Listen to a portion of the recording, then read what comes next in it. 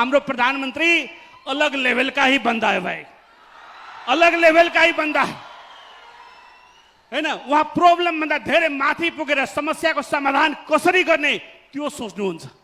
त्यो भएर म उहाँलाई पनि शुभकामना दिन चाहन्छु। म नेपाली जनता हाँसेको हेर्न चाहन्छु भन्न सक्नु पर्यो। अन्यथा माटो त चन्द्रमामा पनि छ, मङ्गल ग्रहमा पनि छ।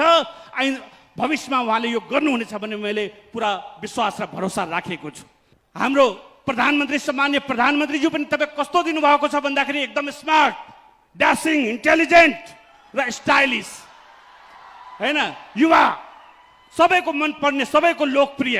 हुन त उहाँले भन्नुहोला म स्टाइल इज द सिम्पलेस्ट भन्नुहोला फेरि हैन। तै पनि हामी कुनै जमानामा सुन्थ्यौँ कि देवानन्दलाई कालो ड्रेस लगाउन सार्वजनिक स्थलमा निषेध थियो।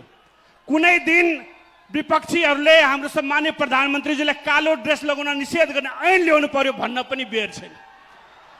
तै पनि त्योभन्दा पनि ठुलो कुरा म उहाँको माइन्ड सेटको सलाम गर्छु। किनकि आइन्स्टाइनले के भनेका थिए भन्दाखेरि you can not solve a problem with the same thinking that created problem.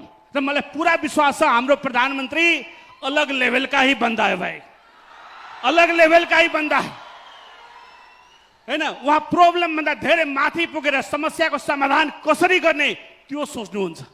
त्यो भएर म उहाँलाई पनि शुभकामना दिन चाहन्छु। र उहाँलाई अझ के भन्न चाहन्छु भन्दाखेरि तपाईँलाई यति जनताले अगाध माया गरेका छन्। हिमाल पहाड मधेस सबैतिरको जनताले अगाध माया गरेका छन् जस्तो इतिहासमा कहिले देखिएको थिएन।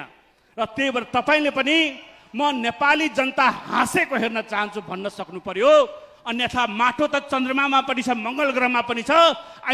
भविष्यमा उहाँले यो गर्नुहुनेछ भन्ने मैले पुरा विश्वास र भरोसा राखेको छु।